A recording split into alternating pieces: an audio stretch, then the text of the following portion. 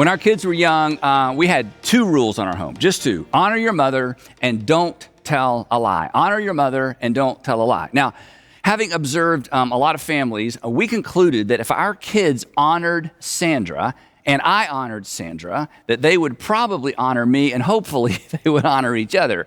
And we discovered through the years that honoring mom is like a keystone rule. It trickles down to just about everybody. And it was very important to us that our sons, Andrew and Garrett, learn how to honor and show respect to women. Rule number 2, don't tell a lie, was super important to us. As I explained to my children, we don't tell a lie because lying breaks the relationship. That was always the reason I gave for never telling a lie.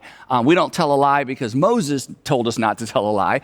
We don't tell lies because lying breaks the relationship. And I would say to them, the worst thing that you could do, the worst thing that could happen from my perspective is for our relationship to be broken. So if our kids heard it once, they heard it 1,000 times. The worst thing you can do is tell a lie. The worst thing you can do is tell a lie. The worst thing you can do is tell a lie because lying breaks the relationship. So when Andrew, our oldest, was about 6 years old, the two of us were driving somewhere. He was in the back seat and he was thinking.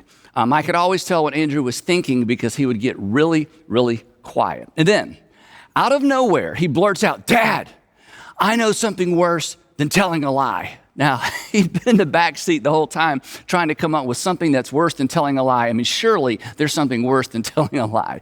So I said, "Really, Andrew, what's worse than telling a lie?" And he said, "Worshiping the devil," which is really hard to argue with. So from that point on, we had 3 rules in our family: honor mom, don't tell a lie, and don't worship the devil. Anyway, this is part 3 of our series entitled Parenting and the 21st Century. So if you are a parent, about to be a parent, you hope to be a parent, maybe you're helping another parent, or maybe you're watching your own kids parent, this series is for you. It's basically for anybody who feels the weight and the responsibility of equipping an infant, a child, a teenager, a student for life. But as I pointed out in episode 1 of this series, when it comes to good examples of family and parenting, unfortunately, the Bible is really not all that helpful. In fact, the Bible is not even encouraging. On the other hand, when it comes to examples of real-world family dysfunction, the Bible's kind of your go-to source. I mean, even Jesus experienced conflict with his siblings. They thought he was crazy. They thought he was crazy until after the resurrection anyway. But Jesus, as we said last time, Jesus and the authors of the New Testament provide us with a foundation and applications for being great parents. And while Jesus never talked about parenting directly, he actually laid the foundation for New Testament parenting when he laid the foundation for New Testament behavior. He laid the foundation for New Testament behavior when he issued his new covenant command. He called it his new command. "A new command I give you," and here it was, to love others as Jesus or as he loved us. So the way forward for us parents is actually embedded in that one big all-encompassing command. I use the term embedded because the implications for parenting are not necessarily apparent. After all, Jesus wasn't talking specifically to parents when he commanded us to love as he loved. Fortunately, as we said last time, the Apostle Paul would come along and he would give us some handles. He would give us some love handles. Essentially, he would explain what it looks like to love. He would explain what it looks like to apply the Jesus brand of love in the real world. He would basically say, here's how love behaves. Here's how love behaves under pressure. Here's how love behaves at home. Now, in my opinion, Paul's most famous explanation of what the Jesus brand of love looks like and behaves like is actually found in his letter to Christians living in Corinth, and we call it the letter of 1 Corinthians. And last week, we began our journey through Paul's application list, but if you were with us last time, you'll remember we only got 3 words in. Love is patient. We got stuck there because, well, let's face it, oftentimes parenting falls apart right there with patience, right? But Paul has a lot more to say in this chapter that pertains directly to parenting. So here we go. Love is patient. Up next, love is kind. Now, the term kind sounds a little soft. It might even sound weak, but kindness is actually an expression of strength. In fact, unkindness is weakness. Unkindness actually demonstrates a lack of self-control. If you are unkind, you have lost control of yourself. Something else is controlling you. Unkindness demonstrates a lack of self-awareness. Unkind people, they don't even know they're unkind. I've shared this definition with you before, but honestly, I think it's more relevant in a discussion on parenting than anywhere else. Kindness, this is so important. Kindness is choosing to loan someone your strength rather than reminding them of their weakness. It's loaning someone your strength rather than reminding them of their weakness. Now, parents, here's the thing. Your children already know where and when they failed. They do not need to be reminded, especially by you. Mom, your words weigh 100 pounds. And Dad, our words, they weigh 500 pounds. And I'm not sure why, but they just do. So loan your children your strength and let the world remind them of their weakness. Let the world remind them of their shortcomings. Like you, they wake up every single day wondering if they measure up, if they've got what it takes. Every day the world they live in makes them doubt themselves. When they fail, when they fall short, when they don't measure up, when they mess up, find a way, this is so important, find a way to side with them, not against them. Loan them your strength. When I got my first traffic ticket, I was 16 years old, and I was driving home from school in my mom's beige four-door Catalina, a spectacularly unimpressive vehicle. And when I got the ticket, of course, I was so afraid to tell my dad. And when I told him, he certainly wasn't happy, but he did not remind me of what I already knew. Instead, and he didn't have this terminology, but instead he loaned me his strength. That's why I still remember this story. He didn't bail me out. If he had bailed me out, that would have been a reminder of my weakness. Hey, give me that ticket, son. I'll find out what you need to do. Implication being, Andy, you can't do anything right, including figure out how to handle a traffic ticket. Instead, he took the posture that I've tried to take with my kids. Essentially, his posture was this: oh no, oh no. Oh no. In fact, this is a great habit to get into whenever your kids get into trouble. Just, oh no, that's too bad. I'm so sorry you got a ticket. I held out the ticket and he didn't even take it out of my hand. He asked, so what's next?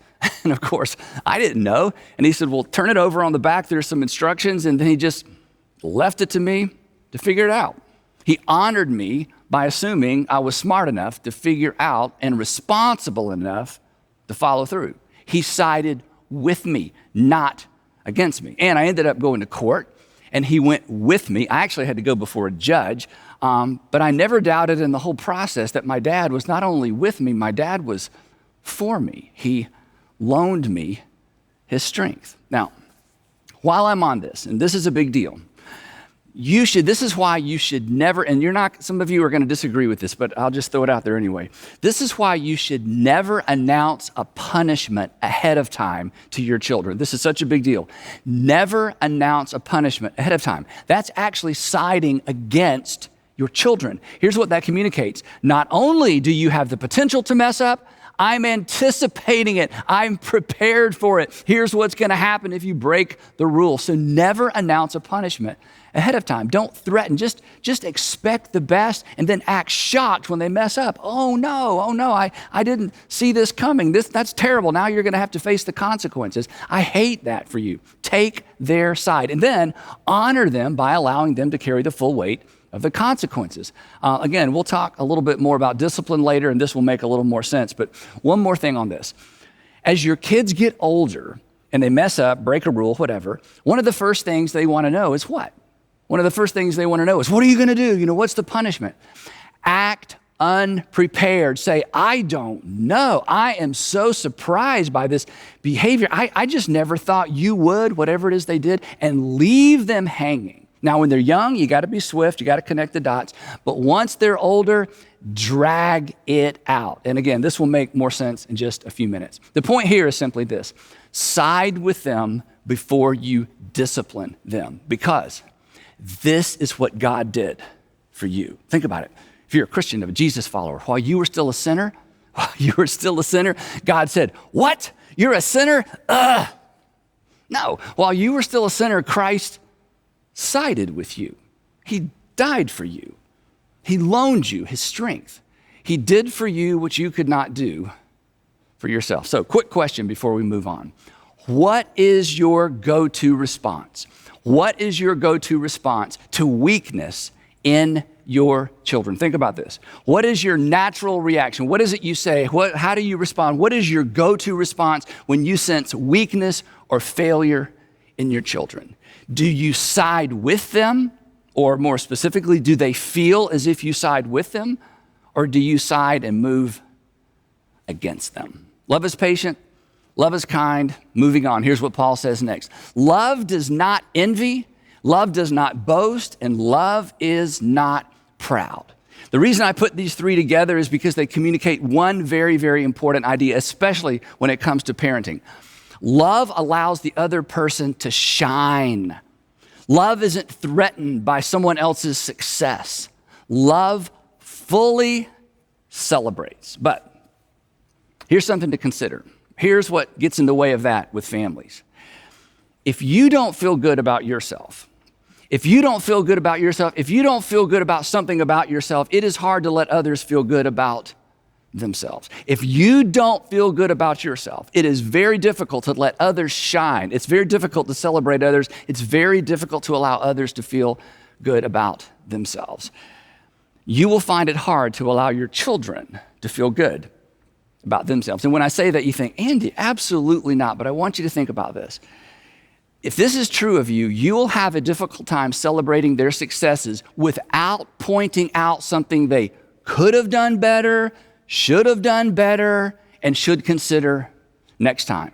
And if that is your habit, if every time they succeed, every time they get an award, every time they just do anything good, you find yourself going right into coaching mode instead of being able to stand back and just celebrate their success, mom, dad, you need to look in the mirror. And I'll tell you where the other dynamic where this plays out is in the area of sarcasm. Sarcasm. There is no place for sarcasm between a parent and a child. And generally, it's the parent that starts it, right? And this is true regardless of the age of your children. Just eliminate it. And here's why. Your words weigh too much. They cut too deep. And sarcasm is at best for peers, but you and your children are not peers. And here's the thing, especially dads, you'll always win the sarcasm contest. And love never tries to win. Besides, your sarcasm, it may actually be a reflection of your own insecurity. I was just kidding, I was just playing. Okay, those phrases are a waste of breath. The damage is done. It's unkind. Moving on. Now, the next term that the Apostle Paul introduces early on became and continues to be a centerpiece in our home. You'll find this next term at the center of every mutually satisfying relationship. When a family or a community or a company or a country embraces this one dynamic concept, honestly, it eliminates the need for countless rules, laws, and regulations. It's why we only had 2 standard rules in our home, and it's why honor mom was at the top of the list. Paul states it in the negative. Here's what he writes. He says, love does not dishonor others. Love does not dishonor others. Honor. In the families that Sandra and I were most impressed with, there was a culture of mutual respect. They honored one another. I love this word. They deferred to each other. And there was no tolerance for dishonor, no tolerance for disrespect. None. Honest, intense communication, absolutely, but not disrespect. So the way we figured it, again, going back to what I said earlier, if I honored Sandra, and if I insisted the kids honored Sandra, it would set a tone for them to honor each other and ultimately me. And here's the thing, and here's why this is so important. Honor is superior to obedience. Honor is superior to obedience. If your goal raising your kids is simply obedience, you are selling your kids short. You are parenting to the lowest common denominator. In an environment of honor, there is virtually, again, no need for rules. Where there is a lack of honor, you can't have enough rules, right? You have to cover every eventuality. And if you don't have a culture of honor in your home, you know this, it's exhausting. It just becomes a game of catch me if you can. You said to be home by 9, but you didn't say 9 p.m., right? But it doesn't have to be that way. So don't aim for and don't settle for obedience. Again, obedience addresses the lowest common denominator. Obedience is really an answer to the question, what is the least I can do without getting into trouble, without suffering any consequences? Besides, you know this, obedience isn't at the heart of every mutually satisfying relationship, but honor always is. In fact, obedience isn't even a factor in a mutually satisfying relationship, but honor always is. Years ago, we had a foster child who was a teenager. She stayed with us a long time. And when she came to live with us, she was there probably a week, maybe a week and a half. And I'll never forget, she came downstairs, she sat at the kitchen counter, and she looked at Sandra and me, and she said, literally, what are the rules here? What are the rules here? Now, we knew her enough to know she wasn't asking us about the rules because she wanted to keep the rules. She was looking for a way to work around the rules, but you can't work around the rules until you know the rules. So she sat right down and she said, what are the rules? And I smiled. I said, well, that's not how we do it here. And I literally got a 3x5 card and I wrote the word honor on it and I slid it across the counter and I said, this is how we do it here. And she rolled her eyes and she went back upstairs because, like a lot of people, like our kids to some extent, she really wanted to know, how low can I go? She was looking for a loophole. She was looking for workarounds. But there are no loopholes and there are no workarounds with honor. But here's the thing, and here's why I'm spending so much time on it. Honor, or learning how to honor another person, is not intuitive. It doesn't come naturally because it actually strikes at the heart of our self-centeredness, because it demands we put someone else ahead of ourselves. In fact, the Apostle Paul, in another letter, comes right out and says as much. In his letter to Christians living in Rome, he writes this statement. It's so powerful. He says, Christians, or Jesus followers, be devoted to one another in love.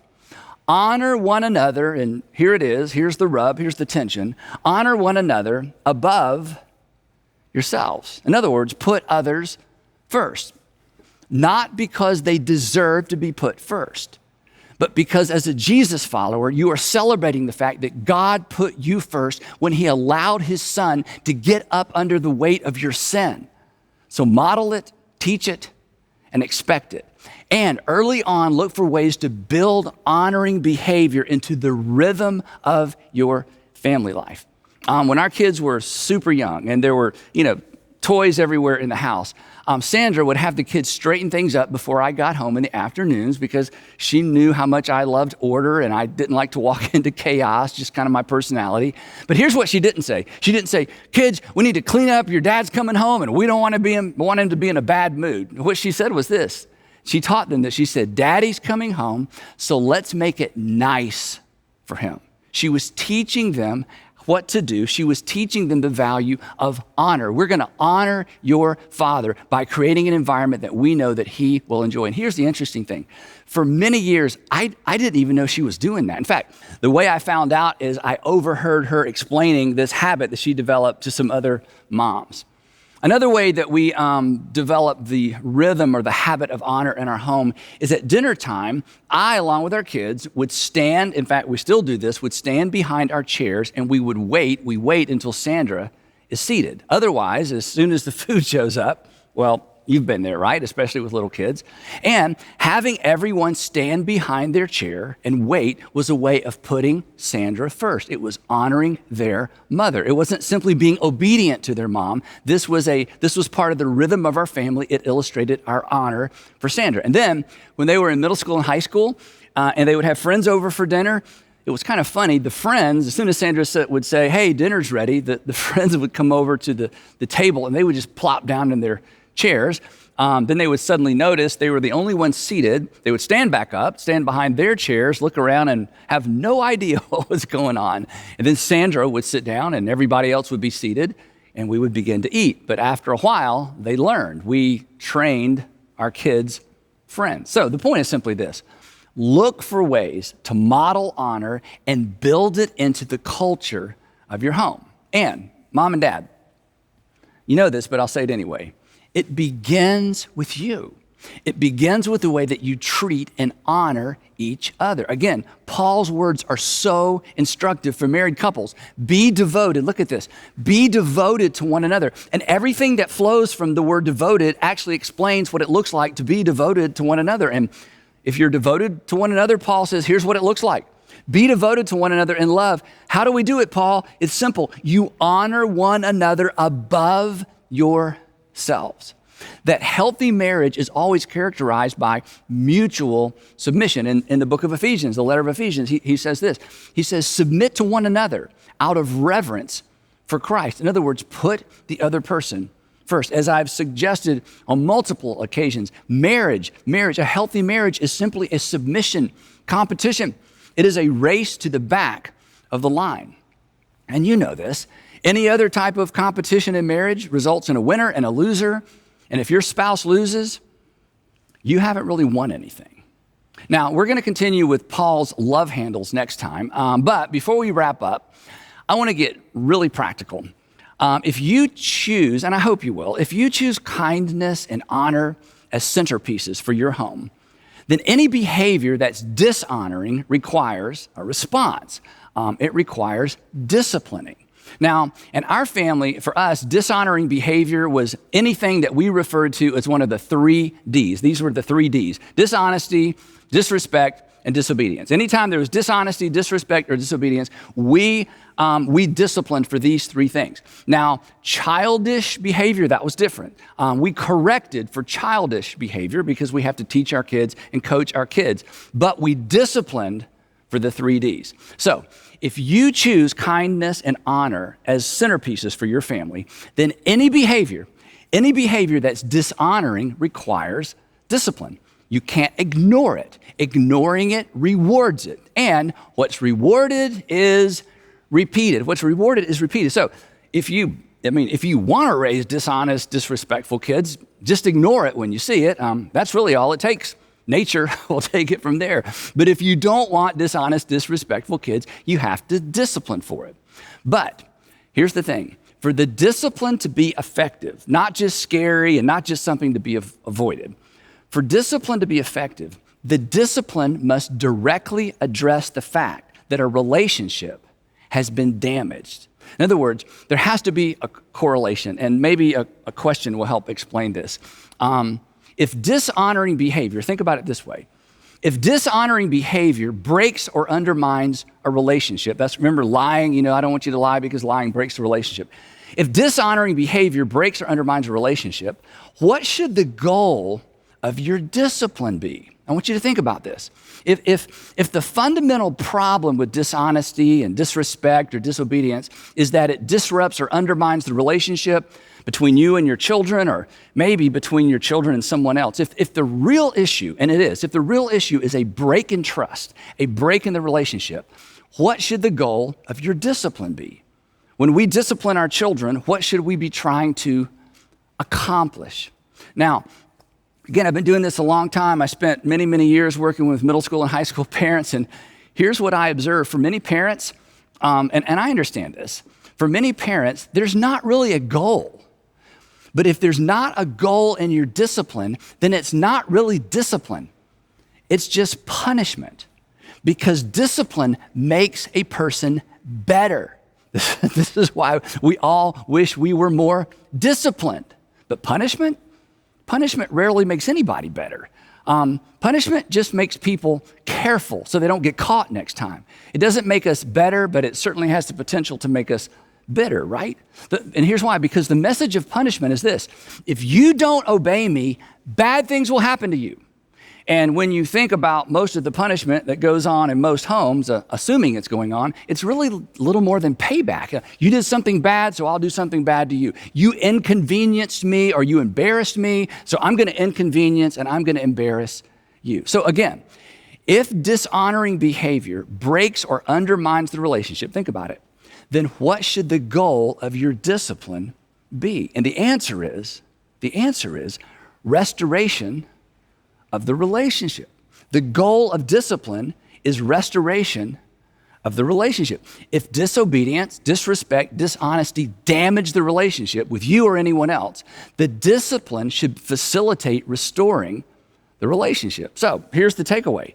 Discipline your children in the direction of relationship restoration. And the sooner you start, the better, because relationship restoration is something that must be taught. We don't come into the world understanding how to do this. And in fact, let's face it, you know some adults who've never figured this out. Perhaps you've never figured this out. If you've ever said, I don't know why you're still upset. I said I was sorry. If you have ever said this or anything like this, perhaps you've never learned the art of restoring a relationship. I don't know why you're still upset. I said I was sorry. You know what the implication is? The implication is, doesn't saying sorry restore the relationship? I mean, doesn't saying sorry get us back to where we were before? No.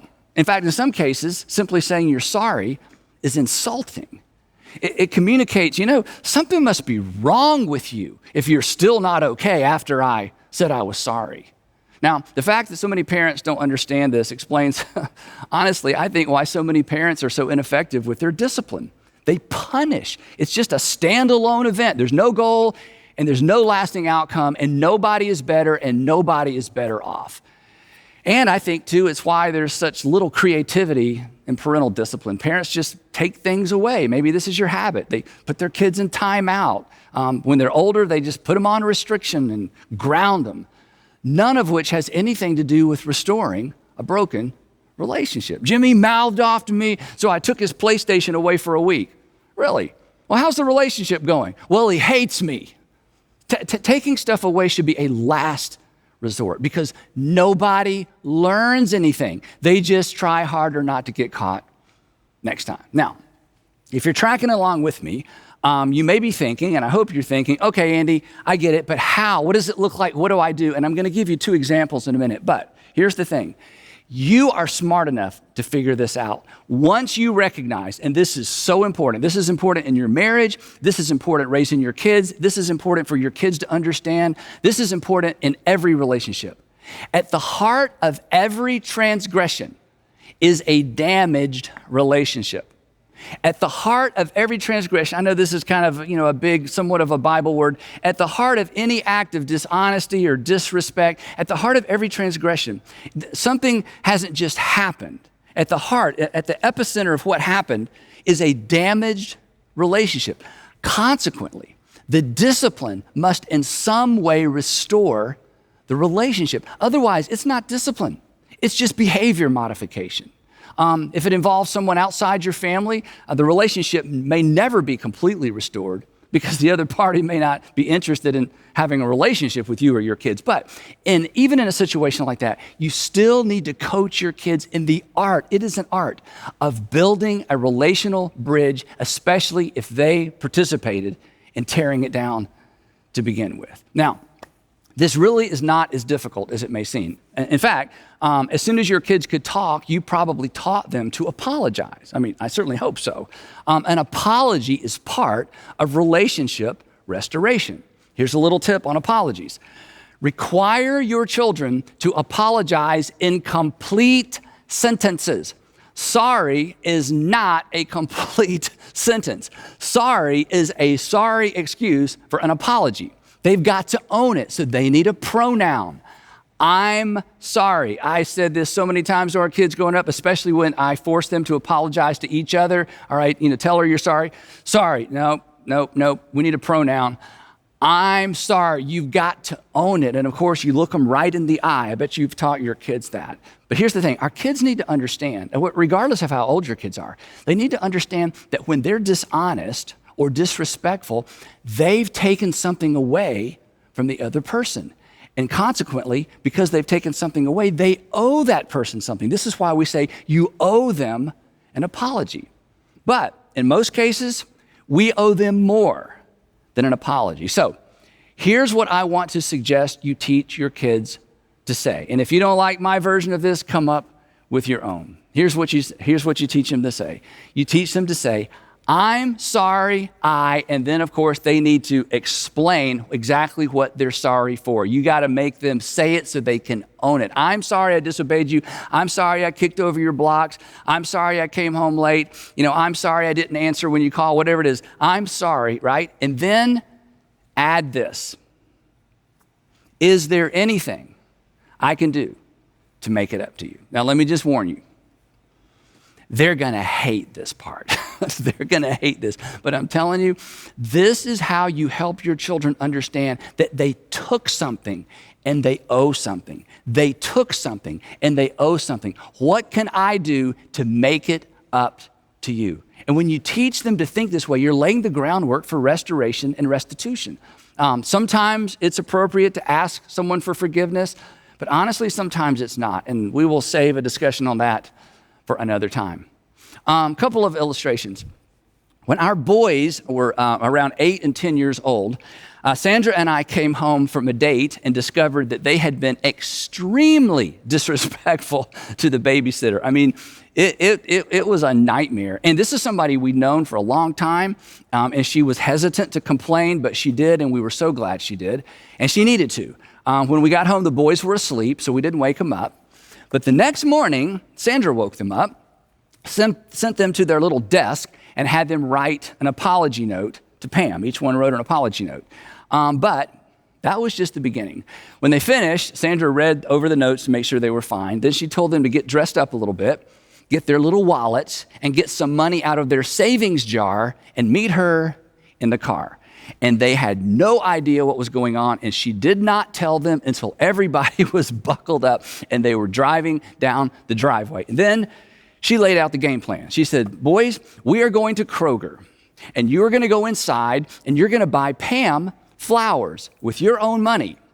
And then we're going to drive to Pam's office, and you're going to deliver the flowers and the notes, and you're going to apologize. And they were mortified. Honestly, they would have preferred that we take away everything in their rooms for an indefinite period of time. And not to mention, they hated wasting their money on flowers. They were humiliated. They were shamed. It was perfect. And here's the other thing. Pam didn't know they were coming. So picture this, and neither did the other people in her office. So imagine it. Here they walk in, and here's Sandra and these two little boys with these flowers and an envelope, and they make their way to her office. And of course, she was in tears, and Sandra was standing behind them. They'd rehearsed in the car exactly what they're going to say. They're not just going to say sorry. They're going to say, I'm sorry. And then they are going to elaborate on exactly what they were sorry for. It was wonderful. It was terrible. It was perfect. But when all was said and done, and when all was said and paid for, the relationship was restored. Sandra disciplined them in the direction of relationship restoration. Now, granted, because I know what some of you moms are thinking, that took a lot of time. Of course it did. It was time consuming. It required some creativity. But it was discipline. It wasn't just punishment. It was a means to an end. They were better for it. Years later, the boys are old enough to drive, and one of our sons was extremely disrespectful to Sandra. Remember rule number 1, honor your mother. I wasn't there when it happened, but when I found out, I was furious. I was so mad, but I knew, he's 16 years old, just, taking stuff away, that's not going to accomplish anything. It doesn't restore anything. And an apology wasn't enough. She was really hurt, and understandably so. This required something big, and this required something memorable. So after I calmed down, and earlier in this message, I said, don't rush to creating a judgment. Don't rush to creating a discipline, because sometimes you need time. And the reason we're not creative is because we rush. So I gave it some time. He knew he was in trouble. He knew there would be consequences. My kids were accustomed at this point to me dragging this out, no immediate response, to the point that sometimes they thought I forgot, but of course you never forgot. So after I calmed down, I asked the question I want all of us to begin asking. How do I discipline toward restoration? And according to Sandra, what I came up with was my finest parenting moment. I required him to ask his mother out and take his mother out on a date. He would ask her out, he would drive, he would choose the restaurant, it would be somewhere nice, and he would pay for dinner. And he looked at me and he said, "Are you kidding?" And I said, "No." And honestly, I think he was probably tempted to just hand me his keys, but I would not have accepted them. So he took Sandra to dinner, and you can imagine what happened. They talked, they reconnected. I didn't have to ask him to apologize. It happened naturally. And Sandra would tell you, it is one of her most cherished memories. So you can do this. And you know where I got all this? It's at the center of our faith. For all have sinned and broken their relationship with God. And what did God do? Punish us? No, he didn't have to, because you'll discover this eventually. Sin has a built-in wage. Sin has a built-in payment plan. All sins come prepackaged with a punishment, a consequence. So instead, what did God do? He made the first move to restore us. And then he sent us out into our broken world to restore our broken relationships. The relationships we broke, the ones that we broke through our dishonesty and our disrespect. The relationships we damaged through our impatience and our unkindness, our dishonoring responses and behavior. And he's given us the responsibility of teaching our children how to restore their broken relationships as well. So, loan them your strength, stop with the sarcasm, and discipline toward relationship restoration. That's good parenting, and that's what your Heavenly Father did for you. And we will pick it up right there next time in part 4 of Parenting in the 21st Century. Now, as always, we want you to keep the conversation going. So here are 3 questions designed to help you do just that. Question number 1, were your parents more inclined to loan you their strength or perhaps remind you of your weakness? Number 2, growing up, would you say your home was characterized by mutual respect and honor? And then number 3, I would love for you to look up Hebrews chapter 12, verse 11. And according to the author, answer this question: what is the goal? What is the goal of discipline? What is your goal in your discipline? And what would it look like in your home if you embrace the goal of relationship restoration? Talk about it, and I'll see you right back here next time as we wrap up Parenting in the 21st Century. I'll see you then.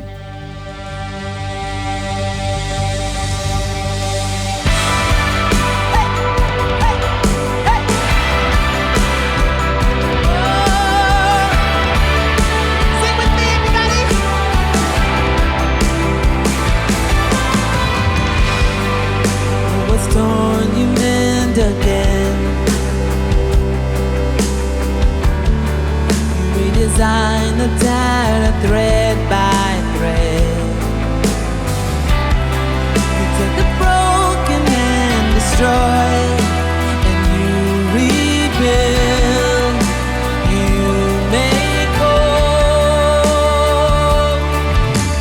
Joy begin to rise, and hope begin to light the dark. Our God exchanges old for new. Years dawn. He's conquered light and death, has lost the life, and now we are exchanging old for new.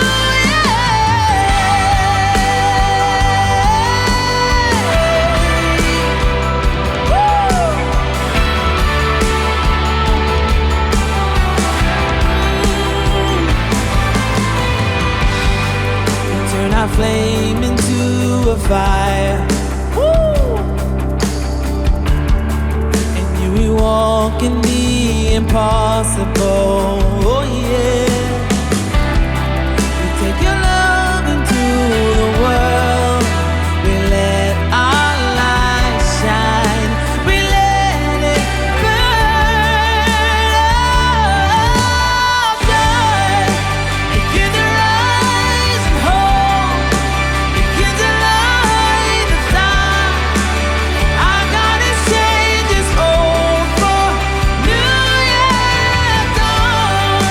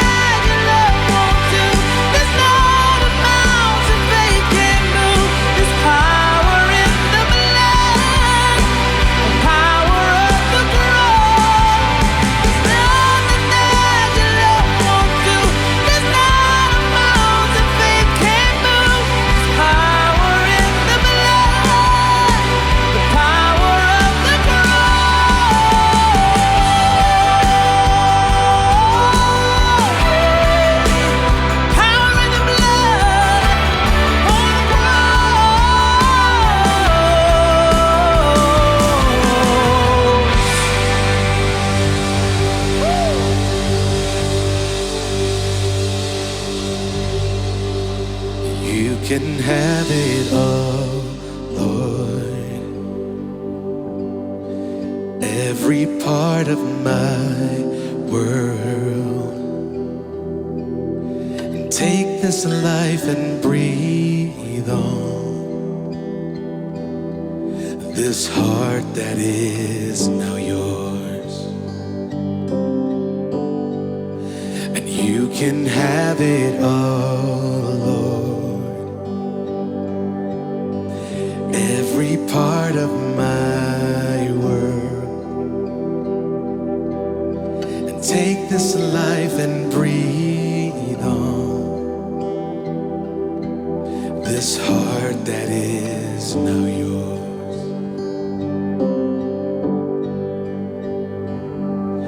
And oh, the joy I've found surrendering my crowns at the feet of the King, who surrendered everything. And all the peace that when I'm broken and undone by your unfailing grace, I can lift my voice and say, you can have it all, Lord. And every part of my world. And take this life and breathe on this heart that is now yours. 'Cause you can have it all, Lord. And every part of my world. And take this life and breathe on this heart that is now yours.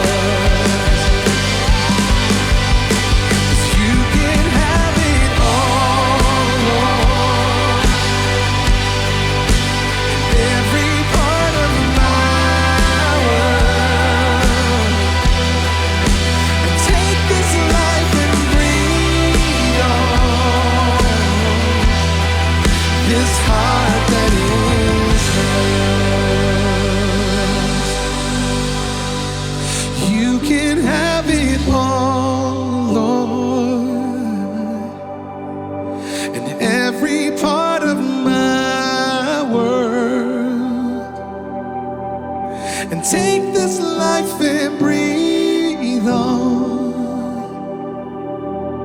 This heart that is now yours.